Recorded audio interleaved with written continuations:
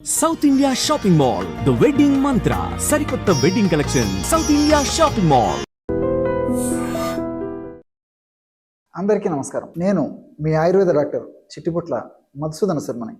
మనం ఈ వీడియోలో వెయిట్ లాస్ అయ్యేందుకు లవంగాలతో వైద్యం అనేటువంటి ఆసక్తిదాయకమైనటువంటి అంశాన్ని గురించి తెలుసుకోబోతున్నాం.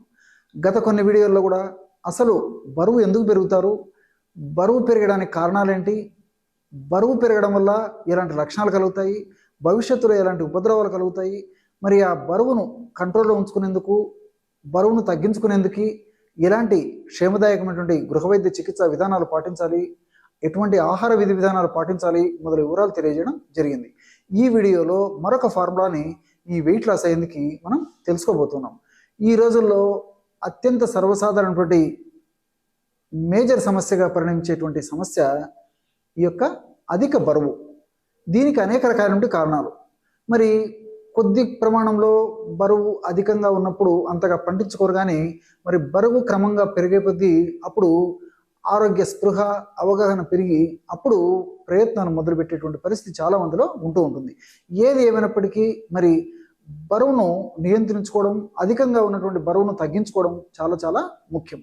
ఈ వెయిట్ లాస్ అయ్యేందుకు ఔషధాన్ని ఎలా తయారు చేసుకోవాలంటే లవంగాలు, దాల్చిన చెక్క, జీలకర్ర, మిరియాలు, ఈ 4 పదార్థాలను మనం సద్వినియోగం చేసుకోవడం వల్ల శరీరంలో, బాడీలో అధికంగా సంచితమైనటువంటి కొవ్వు కరిగేసి మనిషి నాజుకుతనాన్ని సంతరించుకుంటాడు.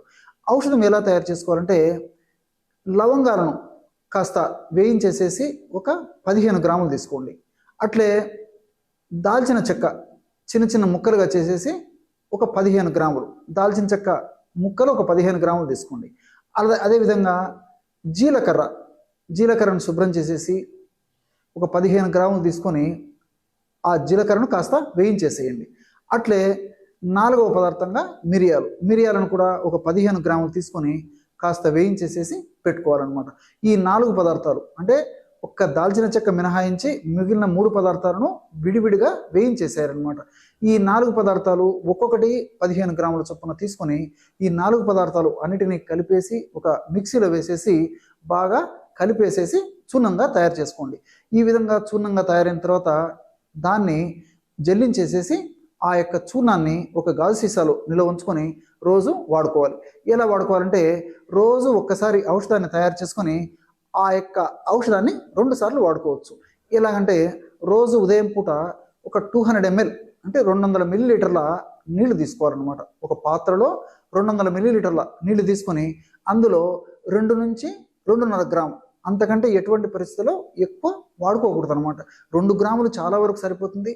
మరీ అంత అవసరమయ్యి మరీ ఎక్కువ వెయిట్ ఉన్నటువంటి వాళ్ళైతే 2.5 గ్రాము వరకు అంటే ఇంచుమించు 1/2 టీ స్పూన్ వరకు వాడుకోవచ్చు అనమాట. అంతకంటే ఎక్కువ వాడితే కొంతమందిలో మరి వేడి చేసేటువంటి తత్వం ఉంటుంది కాబట్టి ఆ వేడి అలా అతిగా చేయకుండా ఉండేందుకు నేను చెప్పినటువంటి డోస్ అయితే సరిపోతుంది అనమాట. ఈ విధంగా 2 నుంచి 2.5 గ్రాముల చూర్ణాన్ని ఆ నీళ్ళలో వేసి పొయ్యి మీద పెట్టేసి 100 మిల్లీలీటర్ల నీళ్లు మాత్రమే మిగిలేటట్లు సన్న మంట మీద, బాగా గుర్తుంచుకోండి, ఔషధం త్వరగా తయారు కావాలనేటువంటి ఉద్దేశంతో మీరు ఎక్కువ మంట పెడితే ఈ యొక్క ఔషధ గుణాలు తగ్గిపోయేటువంటి అవకాశం ఉంటూ ఉంటుంది. కాబట్టి సన్న మంట మీద 100 మిల్లీలీటర్ల నీళ్లు మాత్రమే, అంటే 200 మిల్లీలీటర్ల నీళ్లు తీసుకున్నాం కదా, 100 మిల్లీలీటర్ల నీళ్లు మాత్రమే మిగిలేటట్లు మరిగించి దించి చల్లారిన తర్వాత వడగట్టేసి ఆ వడగట్టినటువంటి ఆ 100 ml ఆ కషాయాన్ని ఉదయం పూట ఒక 50 ml కషాయము, సాయంత్రం పూట కాస్త వెచ్చజేసి మరలా 50 ml కషాయము సేవించాలి. ఈ విధంగా క్రమం తప్పకుండా రోజు 2 సార్లు ఈ యొక్క ఔషధాన్ని ఈ పద్ధతిలో వాడుకోవడం వల్ల చాలా సమర్థవంతమైనటువంటి ఫలితాలు, అద్భుతమైనటువంటి ఫలితాలు శీఘ్రంగా వెంటనే కలిగేందుకు అవకాశం ఏర్పడుతుంది.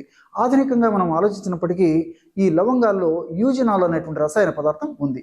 యూజనాల్ అనేటువంటి రసాయన పదార్థం గుణం ఏంటంటే ఇన్ఫ్లమేషన్ ప్రక్రియను తగ్గిస్తుంది, అంటే యాంటీ ఇన్ఫ్లమేటరీ ఏజెంట్గా పనిచేస్తుంది. సర్వసాధారణంగా ఎప్పుడైతే కొవ్వు కణాల్లో కొవ్వు ఎక్కువగా సంచితమై చాలా కాలం నుంచి నిలువందో అప్పుడు ఆ కొవ్వు కణాల నుంచి ఇన్ఫ్లమేషన్ అనేటువంటి ప్రక్రియ జరుగుతూ ఉంటుంది అనమాట. అంటే వాపు అనేటువంటి ప్రక్రియ జరుగుతూ ఉంటుంది.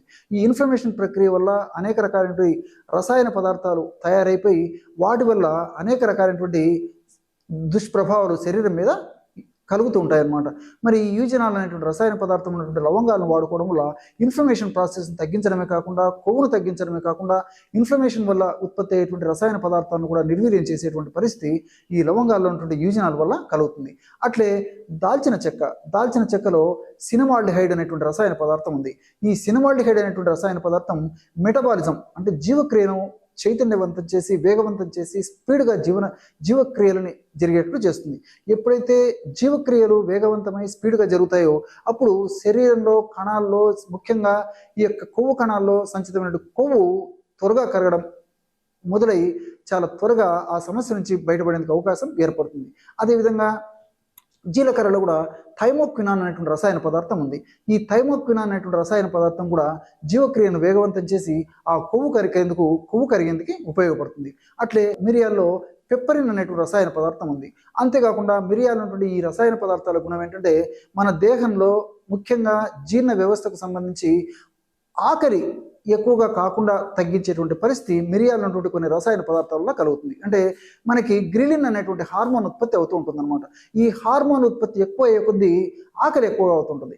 ఈ మిరియాలు ఉన్నటువంటి పెప్పరిన్ లాంటి రసాయన పదార్థాలు గ్రిలిన్ అనేటువంటి ఆకలిని కలుగజేసేటువంటి హార్మోన్ను ఎక్కువగా ఉత్పత్తి కాకుండా, ఎక్కువగా విడుదల కాకుండా చేస్తుంది. కాబట్టి ఆకలి మనకు తగ్గిపోతుంది. ఎప్పుడైతే ఆకలి తగ్గుతుందో అప్పుడు మనం ఆహార పదార్థాలను తినడం తగ్గిస్తాం. ఎప్పుడైతే ఆహార పదార్థాలను తినడం తగ్గించి పోషకాహార పదార్థాలు అంటే జంక్ ఫుడ్ ఇలాంటివి కాకుండా పోషకభరితమైనటువంటి ఆహారాన్ని తీసుకుంటాము అప్పుడు మనకి శరీరానికి సద్వినియోగం పడమే కాకుండా మరి ఫ్యాట్ కింద కూడా కన్వర్ట్ కాకుండా ఉంటుందన్నమాట. ఇతర దుష్పరిణామాలు కూడా ఉండవు. అంతేకాకుండా పెప్పరిన్ అనేటువంటి రసాయన పదార్థం ఈ ఇన్ఫ్లమేషన్ ప్రక్రియను కూడా నిరోధించడం వల్ల ఇన్ఫ్లమేషన్ ప్రాసెస్లో ఉత్పత్తి అయిన రసాయన పదార్థాల ఉత్పత్తిని కూడా నిర్వీర్యం చేసేటువంటి పరిస్థితి ఈ పెప్పరిన్ వల్ల కలుగుతుంది. అంతేకాకుండా ప్రత్యక్షంగా పరోక్షంగా మిరియాలు ఉన్నటువంటి వివిధ రకాలైనటువంటి రసాయన పదార్థాలు ఈ కొవ్వు కరిగేందుకు కూడా దోహదపడతాయి. మరి ఈ 4 పదార్థాలు కలిపి మనం ఔషధంగా తయారు చేసుకుని సద్వినియోగం చేసుకుంటున్నాం కాబట్టి అనేక రకాలైనటువంటి సైడ్ బెనిఫిట్స్ ఉంటాయి. ఎలాంటి సైడ్ ఎఫెక్ట్స్ ఉండవు. క్షేమదాయకంగా వాడుకోవచ్చు. ఔషధాలన్నీ కూడా మనకు తెలిసినట్టువే అందరూ వాడుకోవచ్చు. అదేవిధంగా తయారు చేసుకోవడం సులువు, వాడుకోవడం సులువు, ఫలితాలు కూడా చాలా త్వరగా సమర్థవంతంగా వస్తాయి. కాబట్టి మరి దీర్ఘకాలం పాటు వాడినప్పటికీ ఎలాంటి ఇబ్బందులు కూడా కలవు. కాబట్టి మరి క్షేమదాయకంగా ఉండేటువంటి ఇలాంటి ఔషధాలను వాడుకోవడం వల్ల చక్కటి ఫలితం మన సొంతం అవుతుంది. చూశారు కదా ఎటువంటి సులువైనటువంటి ఔషధ యోగాన్ని వెయిట్ లాస్ అయ్యేందుకు మీరు ఈ వీడియోలో తెలుసుకున్నారో. మరొక వీడియోలో మరొక అంశంతో మళ్ళీ కలుద్దాం. అంతవరకు నమస్కారం. మీ చిట్టిపట్ల.